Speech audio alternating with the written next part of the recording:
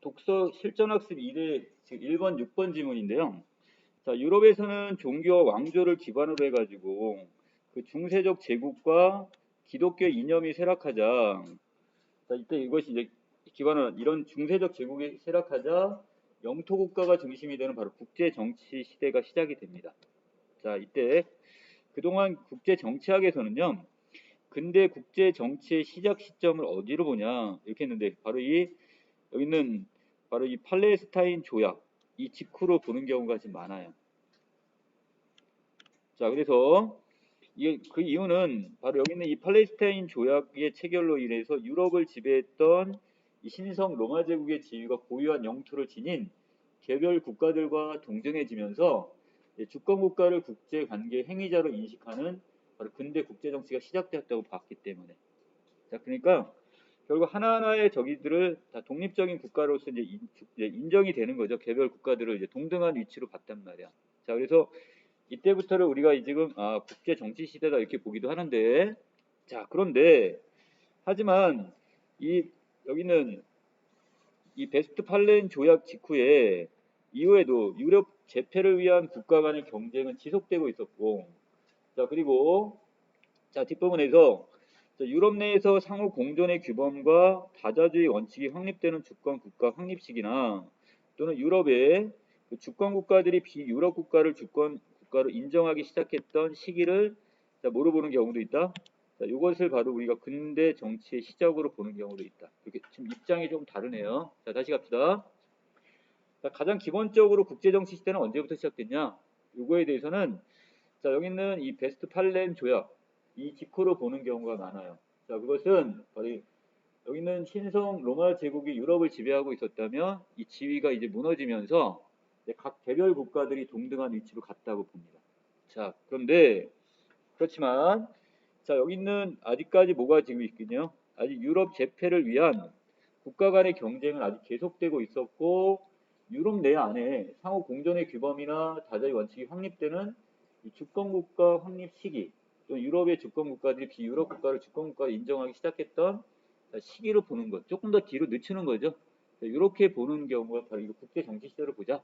이런 견해도 있다는 얘기예요. 자, 아래로 내려갑시다.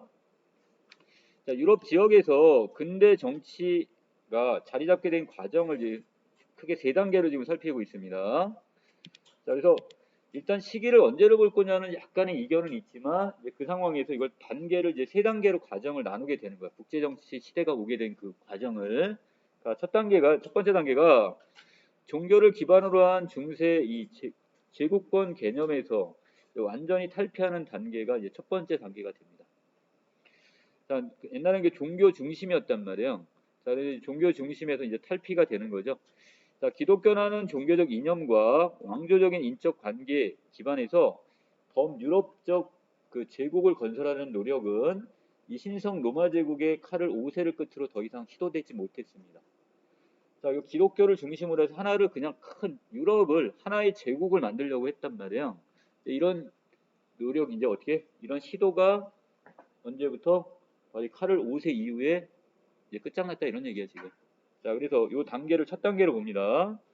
하지만 왕조를 이루는 결혼이나 정복, 상속 등의 기제가 여전히 유지가 되면서 자, 왕조와 그 다음에 주권 국가의 성격을 동시에 지닌 이 복합 국가나 복합 제국들이 16세기까지 아직 지속되고는 있었어요. 완전하게 지금 현재 국제 정치 사회로 완전히 편입되지는 못한 거예요. 그러니까 과도기적 단계를 보는 거죠. 변화의 그 첫 단계라고 보시면 되겠죠. 그래서 옛날에 그 어느 정도 흔적은 아직 남아 있는 겁니다. 자, 이후에 종교에 기반한 중세 제국에서 벗어나 고유한 영토에 기초한 정치체에 대한 이 사고가 나타나면서 바로 이 노란색 부분 자, 어떻게 봤다고요? 자, 영토 내에서 최고의 주권적 권위를 정립하는 단계로 자, 이행하게 되었는데 이 시기가 바로 마키아벨리나 보댕, 자, 홉스 같은 이런 사람들이 자, 대내적 주권 확립의 사상적 기반을 마련했던 그 시기가 바로 이때입니다. 자, 그래서 이제 조금씩 주권적 권위 이것이 이제 정립됐던 그런 시기로 보시겠죠. 영토 내 안에서 어떤 어떤 주권이 있는 거예요. 이제 주인의 권리를 이제 인정받게 되는 이런 시대로 왔단 말이에요. 자, 그 다음에 나로 갑니다. 두 번째 단계는 대외적으로 독립되고 대내적으로는 최고의 권위가 인정되는 바로 이 주권국가가 성립되는 단계입니다. 자, 그래서 이제 그 이행 단계 바로 여기 이제 여기 넘어오게 되는 거죠. 바로 여기 있는 이 단계가 이렇게 바로 이 단계라고 보시면 돼요. 똑같은 단계. 자, 그러나 주권 국가가 성립됐다고 해서 범유럽적인 제국을 건설하는 욕구가 완전히 사라진 건 아닙니다. 아직 제국에 대한 그런 저기는 욕심이 남아 있었어.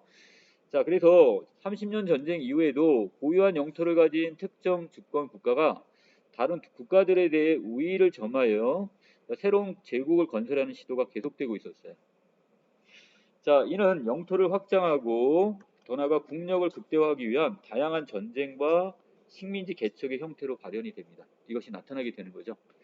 자, 한편 이러한 확장 정책을 조정해 유럽 내에서 안정을 찾고 규범에 의한 국제 정치적 정상 상태를 조성하려는 이러는 노력도 나타났는데, 자, 여기는 흐로티기스나 그 다음에 푸펜도르프 등의 이 국제 법학자들은 자, 주권의 개념과 전쟁, 그 다음에 정복 등에 대한 규범을 정립을 하고, 자, 이러한 규범에 입각해 상대 국가를 자, 정당한 적으로 규정하는가 하면 자, 주권 국가 간의 공존의 길을 찾고 초국가적인 유럽 연방을 창설하는 노력을 기울이게 됩니다.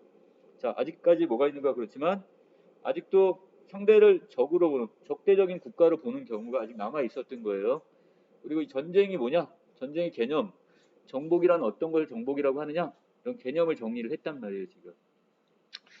자, 그 다음에 다음 단에 갑니다. 세 번째 단계는 자, 대내적 주권이 점차 왕의 절대적 주권 개념에서 국민 주권으로 바뀌기 시작하네요, 지금. 자, 전체적으로 국민 주권의 개념 이행하는 단계인데, 자, 이때 로크, 자, 루소와 같은 이 계몽주의들, 이 계몽주의자들의 국민 주권 사상가들은 국가가 국민들의 뜻을 대변하고 일반 의지를 실현하는 데 사명이 있다고 봅니다. 자, 그래서 국가는 결국 누구를 위해 있는 거야? 국민을 위해 존재한다고 보는 거죠. 자, 이러한 사상가들의 이론을 바탕으로 유럽에서는 자, 주권이 국가 단위를 초월한 왕조적 주권에서 자, 어디로 바뀌어요? 이렇게 영토적 주권을 거쳐서 자, 그 다음에 국민 주권 시대까지 이 단계까지 이행하게 되는 거죠. 자, 그래서 국민 주권으로서의 이행은 비록 개별 국가의 내부적 사건이었지만 자, 점차 국제적 의미를 지니게 되고요. 점차적으로 이제 그것이 어떻게 국가와 국가 간에도 이게 확대가 되었다는 얘기야.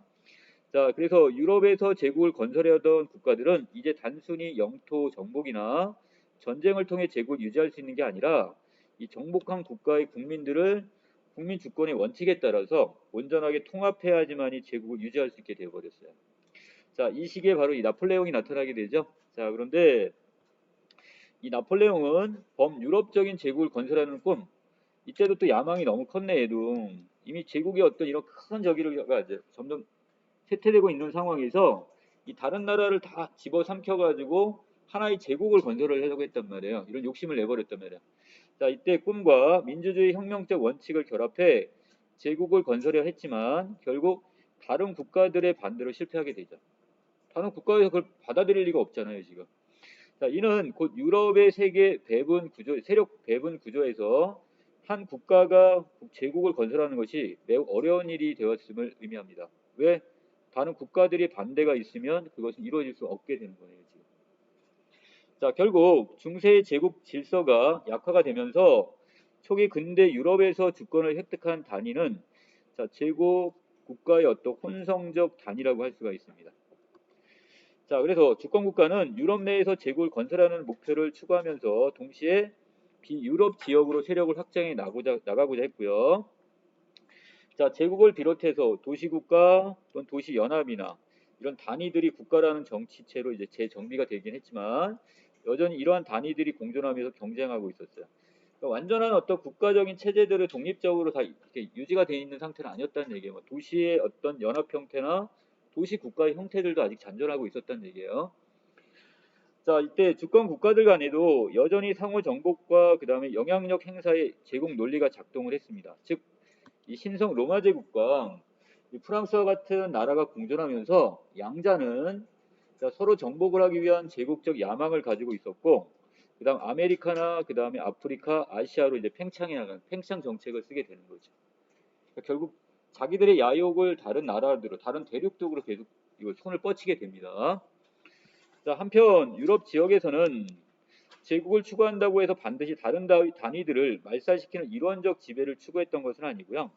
자, 유럽의 경우 매우 이례적이긴 하지만 제국 간의 관계에서 이 국가들의 온전한 주권과 주권적 평등을 인정하는 경우도 있었습니다.